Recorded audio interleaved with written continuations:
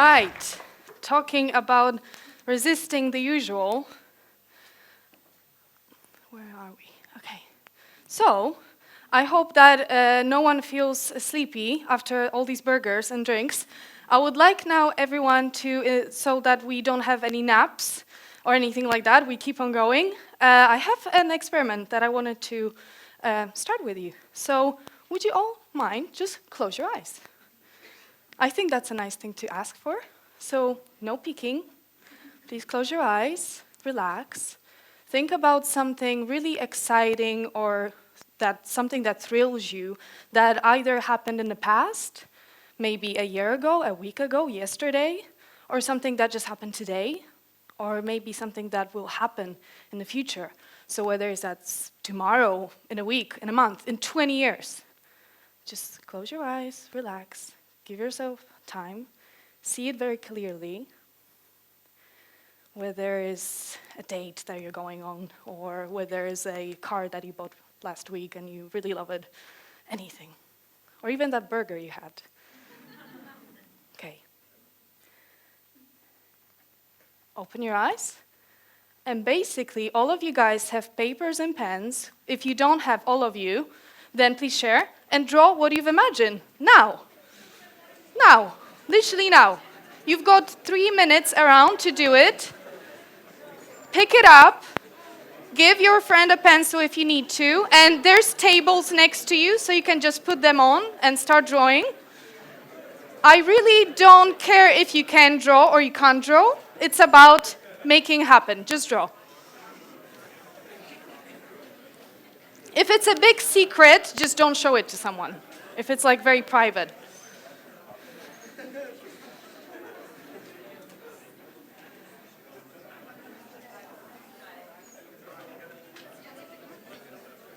It's just a conceptual sketch, so literally just give yourself a few minutes. Yeah? Okay. Can we have a bit more light, please?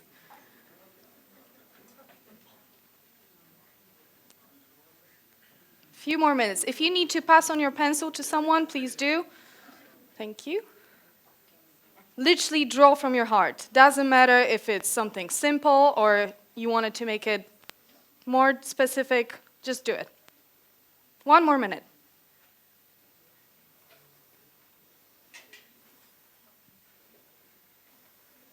If it's a burger, it's easy to draw. If it's a car, might take time. If it's someone you like, well, you better draw them nicely. But whatever it is, a few more seconds. Go on and draw it.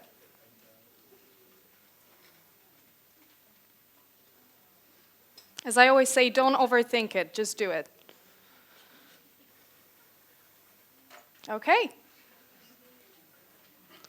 Thank you. Okay, you can put your pencils down. If you need to finish it later on with a aperitivo, please do. But now let's continue. So basically what I wanted to show you here is that whatever people tell me, oh, I can't draw, I can draw, yes, we all can do it. And that's something actually that I do every day. So I don't know if you're familiar with something called live sketching. You can call it speed drawing, graphic facilitation. Basically, I listen well to what people talk about, whether it's at meetings, conferences, so on. And I draw quickly the visual representation of what they talk about, so that it helps them to remember better, to take it in more easily, because there's so much data usually that happens during the day, is so much. And it just makes everyone remember what they talked about and can share afterwards. So it makes it easy then to follow it up. And I really just wanted to change your perspective on how you record information, how you understand it, and how you interpret it. Because we're all different people, we all take in information differently. So that's changing your perspective basically on taking in the information through graphic facilitation. So that's my mission, that's my passion, as was spoken before. Basically, it's been something I've always wanted to do. And no matter how we understand or interpret information, visuals help us to understand it. It's been proven since very back in the days, the past, where people were communicating through visuals on the walls, in the caves, and things like that. So however you understand information is better with visuals. So just wanted to show you a few examples basically on how you can use it, what could be the best use for it. So when I started, I was thinking, okay, how can I help people on a bigger scale, not just few people in the room, not just draw some illustrations, but actually make it worth, for people using it and being proud of it. So we started talking to different conferences, and basically you can do it as people speak. We started creating visuals. So people talk, and as you can see on the video, the visuals come up. The second thing that I always say, it's quite powerful, and I'm sure you know that, guys, YouTube is such a powerful tool. When you create videos of what you want to talk about, of your idea, of your presentation, of whatever it is, video is very, very, very powerful. Things move. You can say things as well. You can add music. You can add your touches. That's something that is quite powerful. And then there's mind maps as well. So whether you can make them more structured or more crazy and creative, that's all up to you. Sometimes people ask me, oh, but definitely the corporate people in the corporate scene, they don't like that kind of stuff. How do you even, live by, I guess? And how surprising it was for me when I started what I was doing is that the corporates actually, they really, really want it. Even now they use the whole expression death by PowerPoint. I don't know if you know that, but there you go. So they always tell me, like, Natalia, death by PowerPoint, we don't want it, we want to be different. So I'm like, okay, relax, it's fine. I use PowerPoint, it's fine. But it's really good for them to add some visuals into their everyday work because it's full of graphs and forms and conversations and meetings and calls, and it's just a lot of information. So I'm trying to make it easier for them, I guess. Another thing that we've started to do is just basically go with the teams and companies and different groups of people and just start helping them during their getaway days. So when they plan their team building or they think about their strategies or something. So whenever looking into future, I just sat them down, just like you guys today, give them paper, give them pencils, and just let them draw out what they think about. Or during their conversations, they just doodle things. Doodling is like drawing, so basically they just scribble things and then they put it up on the wall and they're proud that they created something. And a bit background about my story. So I started completely loving drawing since I was young. I've never studied it. I shouldn't say that. It's, but I never had one class in it. I just always did it. I came to London with mission and passion to do something different, like I guess everyone. And then I ended up in a kind of, startup or corporate world, but it wasn't really what I want to do. So upset and just wanted to leave the city, rainy, not good. But then actually what I did is I tweeted some person. Sounds, like what happened. So I tweeted him, I said I would like to meet him because he seemed very interesting. And after an hour of breakfast, he just said to me, I'll become your mentor. Like, you need to leave the whole thing, you need to lose your job, you have too much energy. Like, it's crazy, you need to start doing what you love to do. And I thought, like, well, it's easy to say. I need to pay for my bills. Like, the rent in London is pretty crazy. So it's not easy. But I kind of, when you think about the topic of why are we here today, lens of opportunity, I saw it as that little lens of opportunity, that kind of moment when you kind of feel like I'll do something, or I'm just going to go and do my thing, like every day. And I dived into it. As someone said before, just dive into it, just do it. I wasn't a student anymore, but I still had that kind of energy. And I just turned it into this thing where I just draw people's stories and conversations. Why? Just because I want to make it easier for them to remember the stuff that they've been talking about. 2 suggestions that I want to give you really today is the first one is to test and surprise people. What do I mean by that? I mean, test things out, even if you think that your idea is stupid, or you think like, oh, no one will like it, or I'm not really sure. Should I do it? Should I not? Maybe it will just kind of be not the thing for me. Just do it. Just test it out. If it doesn't work out, oh well, you can always come back to the things you've been doing. You can always change it up. But it's good to surprise people and put something new into your everyday life. And I thought one evening, I had this kind of I don't know, just idea that I wanted to put together. I literally scribbled the logo, as you can see. That was just a scribble. I quickly saved it. I called it Doodly-Doo because it sounds cool, I guess. I don't know, I saw it somewhere.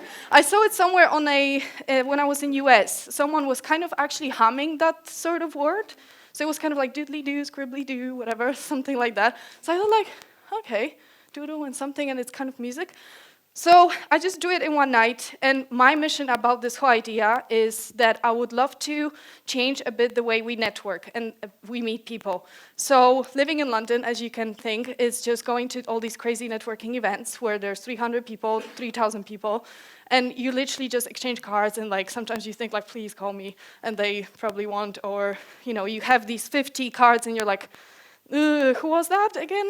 But yeah, so I just wanted to literally put two passions into practice. Getting people relaxed and start drawing more, that's one idea. And giving them a bit more quality time with each other. So what I mean by that is these meetups, gatherings, whatever you call it, are for up to 15 people, where they can sit by a big table, drink some wine, get some snacks, whatever they like. And literally there's no agenda, there's no topic, there's nothing there, they just draw. So when they first come, they're kind of like, what do I draw? And then I said, literally start chatting and you'll see what happens. And in the end, they just come up with the craziest ideas, craziest things out of their heads. They know each other better. They exchange these cards in the end, yes, but they at least know who's that person. So I guess that's was one of my ideas where I tested it. I didn't have a clue if it would work, but I just wanted to do it. It was just kind of, okay, let's put it into practice. Let's see what happens. The second thing I would like to give you a little suggestion is just, I guess you heard the expression think outside the box. I think about it as think outside the bubble. What I mean by that is, sometimes when we have an idea or we want to start something or we have some sort of new ideas in our heads, we don't necessarily ask anyone else around us, what do they think? We're kind of sometimes like, this is amazing. Like, this will sell, this is the most exciting thing, this is awesome. Like, my idea is the best. And for myself, how many times did that not happen? When I started my business, I put all these pretty services on my website. I was like, yes, this is so selling tomorrow. Like, people are calling me.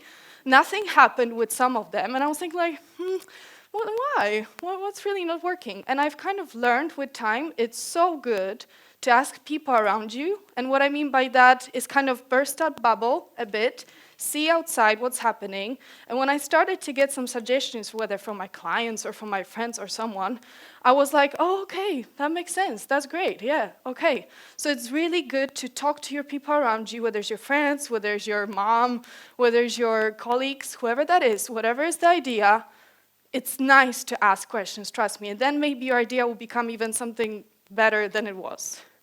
So that's, as I said, everyone can draw, because you just showed me that. I have no idea what you guys drew, but I'm sure you all did, because I could see. So that's something that I just want to, I guess, prove through all my work, is that I want to engage people more. It's not also about me going there and drawing things for people.